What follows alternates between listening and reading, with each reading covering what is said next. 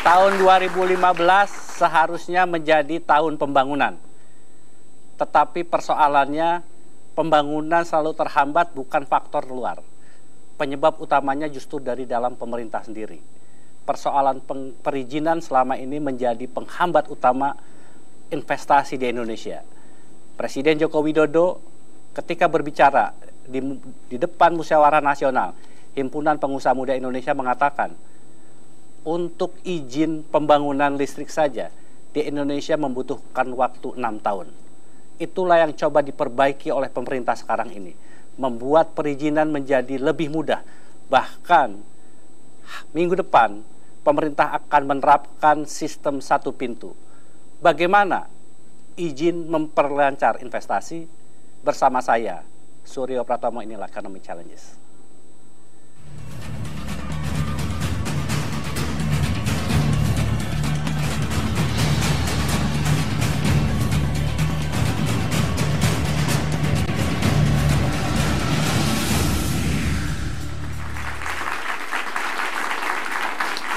Izin pelicin investasi, itulah tema yang akan kita bahas pada malam hari ini. Dan secara khusus saya mengundang Kepala Badan Koordinasi Penanaman Modal, Franky Sibarani. Pak Franky, terima kasih.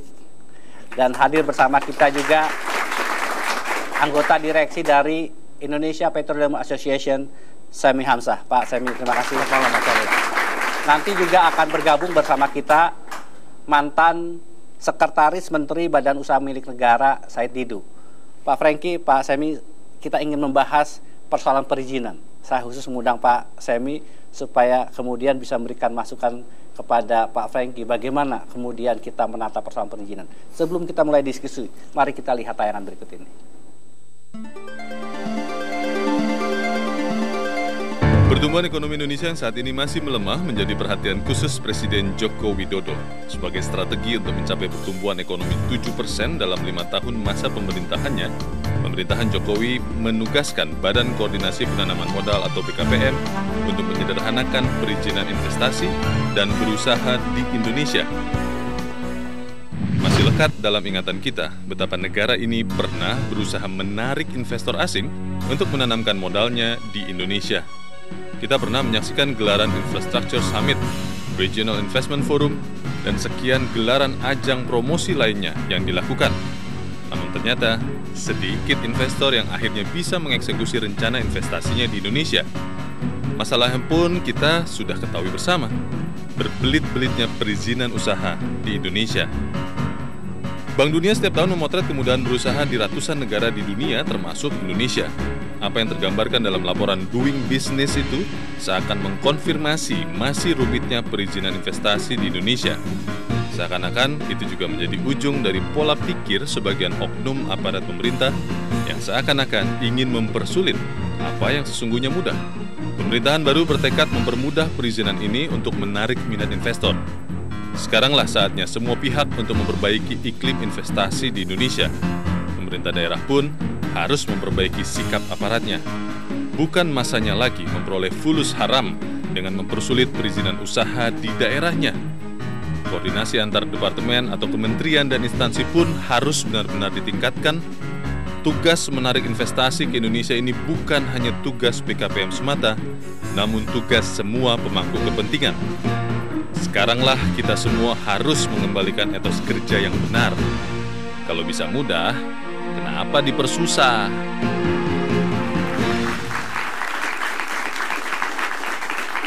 Pak Franky, 17 tahun hampir kita melakukan reformasi. Keinginan untuk melakukan pembangunan begitu luar biasa, tetapi selalu kemudian tidak pernah bisa terrealisasikan. Sebagai orang sekarang yang di dalam BKPM, apa yang dilihat Pak Franky? Ya, terus terang ternyata figur presiden dan wapres itu sangat menentukan. Ya. Jadi kalau saya boleh sampaikan, pada awal saya diberi tugas itu, terus terang banyak teman-teman saya menyaksikan apakah pelayanan terpadu satu pintu one stop service itu mampu. Mengingat bahwa pemerintah sebelumnya itu sudah juga mencanangkan ini kira-kira sekitar 5 atau 7 tahun. Janji bahkan yang lama. Betul. Nah, kemudian juga menyaksikan apakah setiap departemen itu dengan ego-ego sektoral itu bisa dipecah, di break gitu dengan menteri-menteri yang baru. Ya. Nah, ternyata faktanya dalam kira-kira sekitar 6 minggu, ya 6 minggu, terutama pada bulan Desember, itu kita bisa menyelesaikan ada 5 proses yang yang menurut saya ukuran pelayanan terpadu satu pintu itu bisa terjadi. Yang pertama adalah peraturan menterinya. Jadi peraturan menteri untuk melimpahkan kewenangannya kepada BKPM. Ya. Yang kedua, ada license officer yang ditempatkan di BKPM, artinya ada SK yang dikeluarkan. Kemudian yang ketiga, harus menyerahkan izin-izin. Dalam konteks yang kedua itu kan bukan hanya perizinannya yang diserahkan, tetapi juga ada SOP-nya. Ya. SOP-nya itu menyatakan izin apa, syaratnya apa, selesainya berapa hari. Ya. Yang keempat, ada connect antara online beberapa kementerian yang memang sudah memiliki jalur online itu dengan BKPM. Nah, yang kelima ini ditetapkannya PIC untuk dari waktu ke waktu membahas seberapa cepat izin itu bisa diproses. Jadi yang paling utama dari sini Pak Ferry adalah kerelaan dari kementerian untuk melimpahkan kewenangan. Betul, makanya saya tempatkan nomor 1, peraturan menteri. Karena dan ternyata memang rela. Rela. Jadi sejak apa yang membuat mereka rela? Bukankah selama ini ini adalah dalam tanda petik adalah cash cow bagi mereka? Saya kira arahan presiden dan wapres itu sangat jelas, gitu. Jadi karena itu saya sebutkan pertama tergantung presiden dan wapresnya.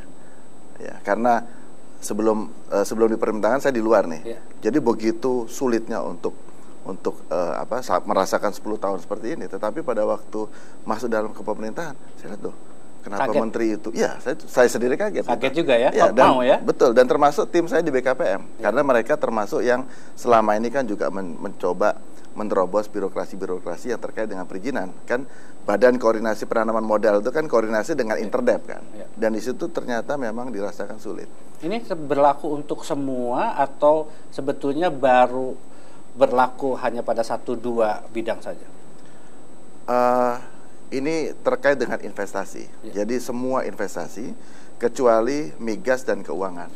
Ya, jadi untuk Kementerian ESDM itu kita masih sepakati adalah listrik. Karena proses listrik itu juga cukup panjang gitu. Jadi ini kita proses, dan saya bersyukur bahwa sejak tanggal 5 Januari itu sudah sekitar lebih dari 15 kementerian itu sudah ada license officer-nya di BKPM. Sehingga sejak tanggal 5 juga kita dari waktu ke waktu mulai menata siapa yang di front office, siapa yang di back office. Kemudian kita juga rapat-rapat untuk bagaimana izin-izin yang ada itu kita coba sederhanakan. Sampai sekarang masih dalam proses atau sudah dicanangkan?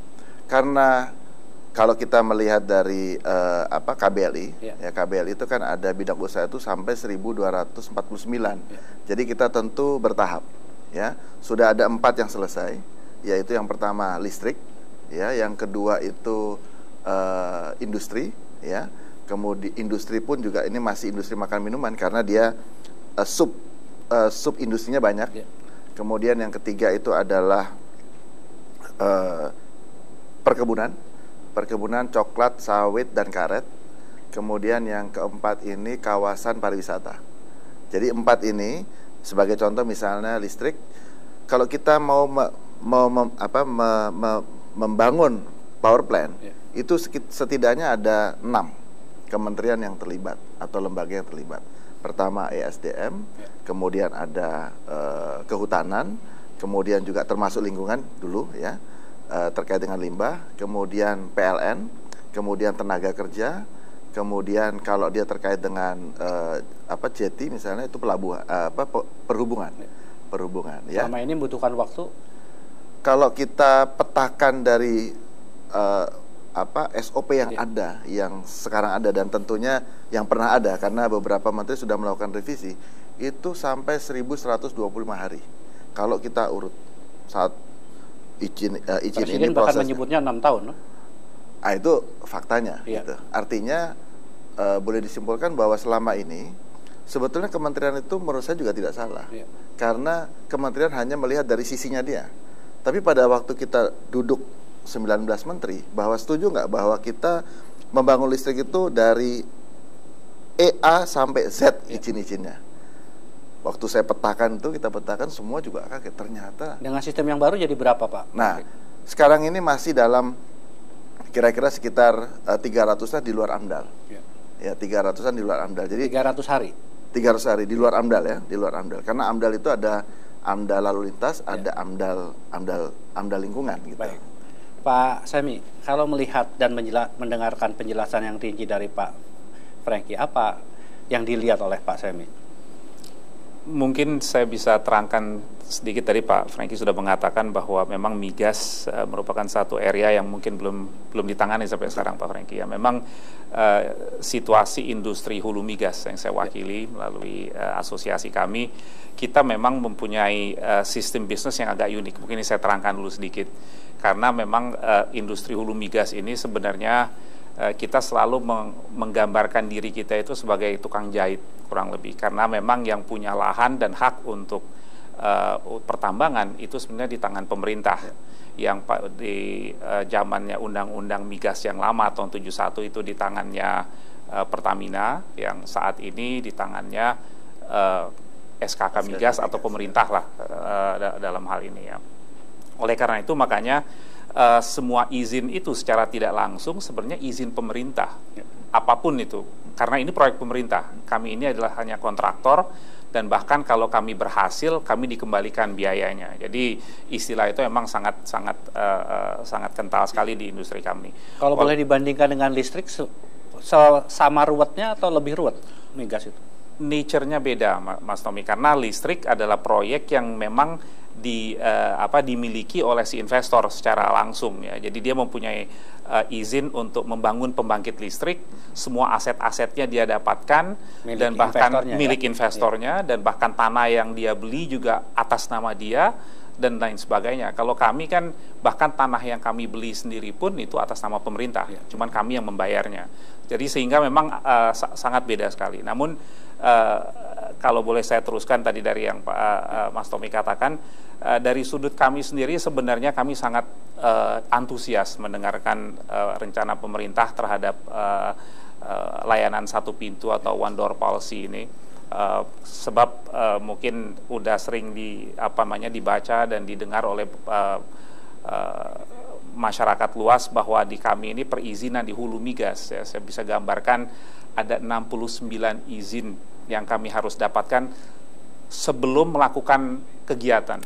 Sebelum melakukan kegiatan. Jadi setelah kami tanda tangan kontrak itu 69 izin yang kami harus dapatkan. Dari 69 izin itu ada 284 proses yang kita harus lalui. Itu bervariasi, nanti saya katakan. Baik. Bahkan ada 17 instansi pemerintah yang kami harus hadapi dalam ini yang menarik, Pak Semi. Ya. Nanti Pak Semi saya minta untuk merinci lebih jauh supaya kemudian menjadi masukan untuk Pak Franky juga. Baik. Apa sebetulnya rincian dan berapa lamanya itu? Karena dari pemetaan listrik terpetakan betapa panjangnya, tetapi saya kira masukan Pak Semi menjadi penting. Tapi kita harus jeda terlebih dahulu, jangan kemana-mana, tetaplah di Ekonomi Challenge.